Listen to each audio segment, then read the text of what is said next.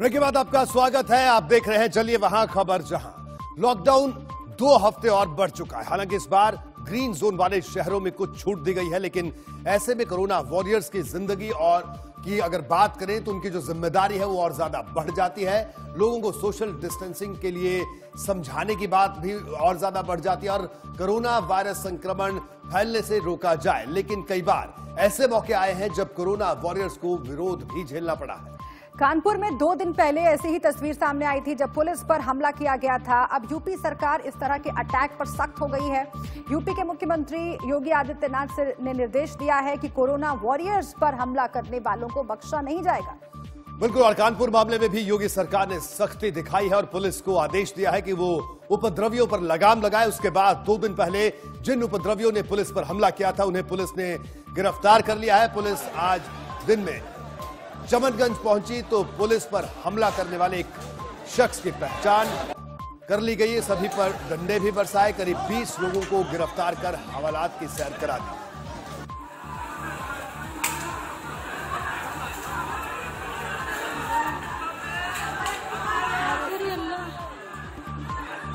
Corona warriors पर attack करने वाले लोगों पर एक्शन हो या फिर कोटा में फंसे बच्चों को यूपी वापस लाने के लिए बस भेजना। उत्तर प्रदेश के मुख्यमंत्री ने कोरोना काल में कई ऐसे फैसले लिए हैं जो काफी राहत भरे साबित हुए हैं।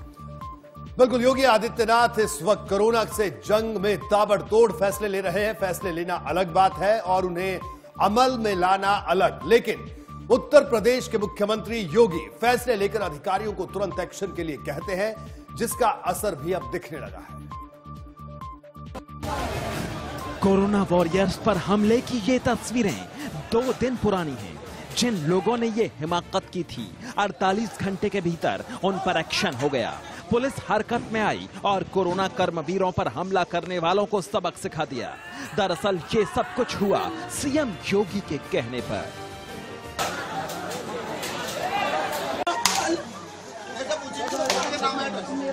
जो लोग भी पुलिस कर्मियों पर और मेडिकल की टीम पर हमला किए हैं उन सबको ढूंढ निकालिए। इन सब के खिलाफ सख्त कार्रवाई, न केवल डिजास्टर मैनेजमेंट एक्ट और एकेडमिक एक्ट के अंतर्गत इनके खिलाफ कार्रवाई होनी चाहिए, अभी तो आईपीसी की सुसंगत धाराओं के अंतर्गत इनके खिलाफ प्रभावी कार्रवाई करते थे। इनके खिलाफ गैंगस्टर और एनएसए के तहत भी बहुत सख्त कार्रवाई की जाए। ये अकेला ऐसा फैसला नहीं है जहां योगी आदित्यनाथ ने तुरंत एक्शन लिया हो। कोरोना काल में कई ऐसे फैसले दूसरे राज्यों के लिए भी नजीर बने हैं। कैसे संकट के वक्त अपने राज्य की जनता का भरोसा जीता जाता है। कुछ दिन पहले सीएम योगी ने कोटा में फंसे बच्चों के लिए बसें चलाई थीं। बच्चे वापस आ गए तो घर वाले खुश होकर योगी की जय जयकार करने लगे। योगी के अंदर एक सुपर सीएम की छवि झलकने लगी है, क्योंकि सीधे तौर पर योगी आदित्यनाथ केंद्र के निर्देशों का पालन भी कर रहे हैं और अपनी मशीनरी का इस्तेमाल में खुद की बुद्धि भी लगा रहे हैं। कई मौकों पर वो ऐसे फैसले ले रहे हैं जो उन्हें देश के दूसरे मुख्यमंत्रियों से एक कदम आगे लाकर खड़ा कर रहा है।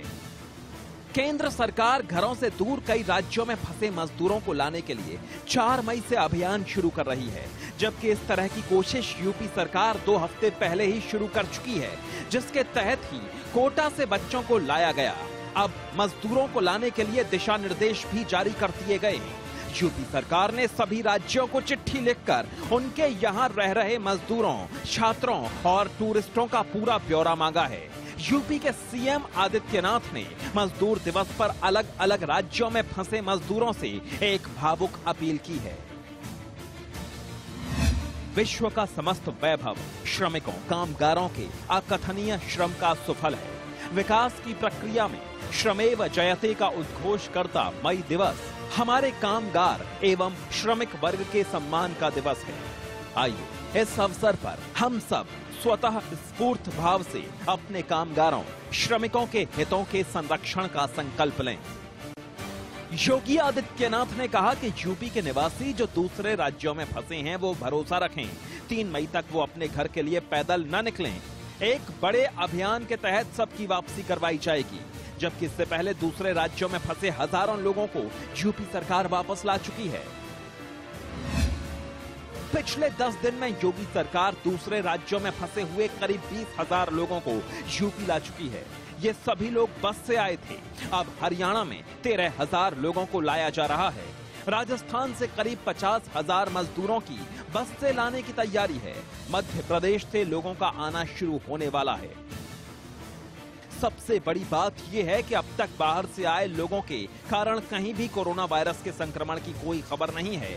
ये सब इसलिए मुमकिन हुआ क्योंकि लाने और ले जाने में मेडिकल प्रोटोकॉल का पूरा ख्याल रखा गया। इस बीच सीएम योगी आदित्यनाथ ने कहा कि कोरोना पर काबू पाने के लिए जो कदम उठाए गए उसके हिसाब से कोरोना का खात्मा कर दिया जाएगा। संक्रमण की चेन को तोड़ना ये हमारा फोकस होना चाहिए और उसी फोकस को ध्यान में रखते हुए हम लोगों ने एक बृहद कार्य योजना बनाई है। आप सबका सहयोग हमें कोरोना पर विजय प्राप्त करने में और प्रदेश की 23 करोड़ लोगों की सुरक्षा करने में हमें मदद देगी। इस वक्त यूपी में करीब 1600 एक्टिव कोरोना केस हैं। यूपी में हालात दूसरे राज्यों से ठीक है क्योंकि आबादी के हिसाब से यूपी देश का सबसे बड़ा राज्य है। यूपी में 23 करोड़ लोग रहते हैं। सोचिए, अगर सही समय पर सही फैसले नहीं लिए गए होते तो यूपी की हालत वुहान जैसी हो सकती थी। लेकिन यूपी के सीएम योगी आदित्यनाथ ने कोरोना के खिलाफ कुछ ऐसी रणनीति अपनाई जो एक ऐसा मॉडल बन चुकी है जिसे दूसरे राज्य भी अपना रहे हैं। Bureau report, India news. आबादी के मामले में उत्तर प्रदेश भारत का सबसे बड़ा राज्य है। अगर कोरोना का संक्रमण तेजी से बढ़ा तो काफी नुकसान हो सकता है। ऐसे में कोरोना के खिलाफ लॉकडाउन ही एक रास्ता था। लेकिन सबसे बड़ा सवाल ये था कि लॉकडाउन के दौरान लापरवाही ना हो, इसके लिए यूपी में खास रणनीति तैयार की गई। सीएम योगी के निर्देश पर लॉकडाउन के दौरान लोगों को रोजमर्रा की चीजों की कमी भी ना हो और लोग घरों से बाहर भी ना निकले। जी हाँ, बिल्कुल। लॉकडाउन अभी तक ठीक तरीके से पालन किया गया। शायद यही वजह रही कि जहां एक वक्त में तेजी से मामले बढ़ रहे थे वहां अब कुछ लगाम लगी है। अभी तक उत्तर प्रदेश में 2291 मामले सामने आ चुके हैं, जिनमें 41 लोगों की मौत हुई है। ठीक होने वाले लोगों की संख्या 551 है। यूपी में 19 जिलों को रेड जोन घोषित किया गया है। जी हाँ, बिल्कुल। योगी के कुछ फैसले ऐसे हैं जिन्हें दूसरे राज्यों की सरकारें भी अपना रही हैं। आपको दिखाते हैं योगी के 7 फैसले जो कोरोना से जंग में काफी कारगर साबित हुए हैं। जी हाँ, तो फैसला 1 आप देखिए, कोटा से 11,000 से ज्यादा स्टूडेंट्स यूपी वापस आ गए। दूसरे फैसले पर नजर डालिए, मजदूरों को वापस लाने का ऐलान, 10 लाख परिवारों को इससे राहत मिली। जी, तीसरे फैसले की बात करें तो 30 लाख मजदूरों को भरण पोषण भत्ता जारी किया। और चौथे फैसले की बात करें तो यूपी सरकार के एक राशन कार्ड से देश भर में राशन लेने की योजना बनाई गई। बिल्कुल। और 5वां फैसला भी आप देखिए, 10 लाख लोगों के लिए क्वारंटीन और शेल्टर होम बनाने का ऐलान किया गया। इसके बाद कौन सा फैसला आता है? साजिश के तहत कोरोना वायरस फैलाने पर केस दर्ज किया जाएगा। जी हाँ, ये भी फैसला योगी सरकार की ओर से लिया गया। इसके साथ ही कोरोना वॉरियर्स पर हमला करने वालों को बख्शा नहीं जाएगा। सरकार ने सख्ती दिखाई है।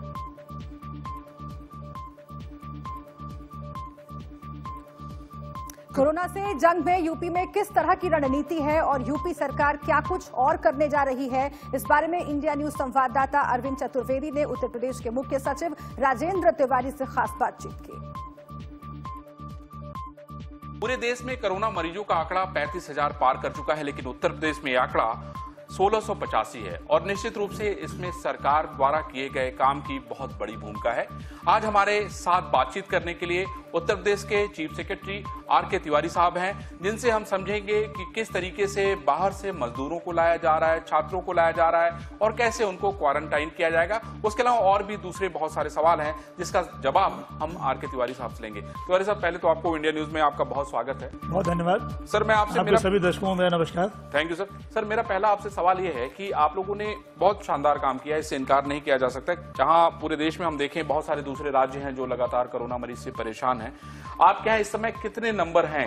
वर्तमान में जैसे आपने बताया है कि 1685 हमारे यहाँ सक्रिय कोविड-19 से पीड़ित मरीज हमारे कोविड अस्पतालों में भर्ती हैं। सर, अब तक 555 मरीज ठीक होकर के डिस्चार्ज हो चुके हैं। सर मेरा अगला सवाल ये है कि जैसे मजदूरों को लाने की घोषणा ये हुई कि बाहर से जो व्यक्ति फंसा हुआ है उसको अब आप लोग जो है ले आ सकते हैं अपने प्रदेश में, उसके लिए किस तरह की व्यवस्था आप लोगों की तरफ से की जा रही है? उत्तर प्रदेश सरकार ने सर्वप्रथम पूरे देश में सबसे पहले यह कार्रवाई की है कि हमारे जो भी विद्यार्थी हैं, जो हमारे मजदूर हैं, जो लॉकडाउन की वजह से अन्य प्रदेशों में फंस गए हैं, उनको अपने अपने गृह जनपदों में अपने अपने घरों तक हम पहुंचाएं। मध्य प्रदेश से भी हम अब ला रहे हैं, राजस्थान से भी ला रहे हैं, उत्तराखंड से भी ला रहे हैं और चरणबद्ध रूप से हमारे माननीय मुख्यमंत्री जी द्वारा विभिन्न प्रदेशों को पत्र भेजे गए हैं और उनसे अनुरोध किया गया है कि जो भी आपके यहाँ क्वारंटाइन में व्यक्ति हैं उनका मेडिकल एग्जामिनेशन करके उनकी सूची हमें दे दें, ताकि हम जब वो यहाँ आते हैं तो उसकी पूरी व्यवस्था कर सकें, ताकि हमारा संक्रमण न बढ़े और हमारे यहाँ जो लोग आते हैं उन्हें कोई असुविधा ना हो। बहुत अच्छा। सर आप मुझे ये बताइए कि जो हॉट स्पॉट जोन है, अगर वहाँ का कोई रहने वाला व्यक्ति है तो क्या वो तो उस इलाके में जा नहीं पाएगा, क्योंकि रेड जोन में अगर है तो मैं नहीं समझता कि वो जा पाएगा, तो इसके लिए भी क्या कोई ऐसी व्यवस्था की गई है आप लोगों की तरफ से? देखिए, जो व्यक्ति अपने घर में जा सकेंगे उन्हें घर में ले जाया जाएगा। जो व्यक्ति अपने घर में नहीं जा सकते हैं किसी कारणों से, उनके लिए हमने यहाँ शेल्टर होम बनाए हुए हैं। उनमें सभी तरह की व्यवस्थाएं, सफाई की व्यवस्था, शौचालय की व्यवस्था, बिजली पंखे की व्यवस्था, खाने पीने की व्यवस्था, सब व्यवस्थाएं की गई हैं। प्रत्येक जिले में हमारी पूरी तैयारी है। हमने पर्याप्त शेल्टर होम बनाए हैं जहां इनको रखने में हमें कोई कठिनाई नहीं है। सर एक और मेरे मन में सवाल यह है कि आप लोगों ने क्या भारत सरकार से कुछ ट्रेनें भी डिमांड की हैं अपने लोगों को लाने के लिए, या इस तरह की कोई ऐसी व्यवस्था करने के लिए कुछ की गई हैं? जैसे मैंने बताया है, चरणबद्ध रूप से और एक सुनियोजित ढंग से सर जो भी हमारे व्यक्ति दूसरे प्रदेशों में फंसे हुए हैं उन सभी को लाने की व्यवस्था हम लोग कर रहे हैं। जो लोग पास के राज्यों से हैं उन्हें बसों से लाया जा रहा है, लेकिन जो सुदूरवर्ती राज्य हैं उन्हें लाने के लिए भारत सरकार ने विशेष ट्रेन चलाए जाने की अनुमति दे दी है। तो ऐसे व्यक्तियों को ट्रेन से भी लाया जाएगा। सर आपका प्रदेश शुरुआत में अगर हम देखें तो बहुत ही अच्छी स्थिति में था, लेकिन जैसे जैसे मरकज से लोग निकले, जमात के लोग निकले, उन्होंने पूरे प्रदेश में संख्या बढ़ा दी। सर मैं आपसे ये जानना चाहता हूँ कि जो पूरे प्रदेश में अब तक कितने लोग ऐसे जो हैं जिनको आपने आइडेंटिफाई किया कि नहीं ये जमात के लोग हैं? देखिए, जितने भी लोग हमारे पॉजिटिव केसेस आए हैं सर, ये बड़ा दुर्भाग्यपूर्ण है कि लगभग 70% हमारे पॉजिटिव मामले जमात या जमात से संपर्क में आए हुए लोगों के। इसमें निश्चित रूप से बहुत ही गैर जिम्मेदारी की गई है, और लेकिन अब हमने इस पर पूरी तरह से हमने नियंत्रण कर लिया है। जिन व्यक्तियों ने भी कानून का उल्लंघन किया है उनके विरुद्ध बड़ी कठोर कार्रवाई की गई है।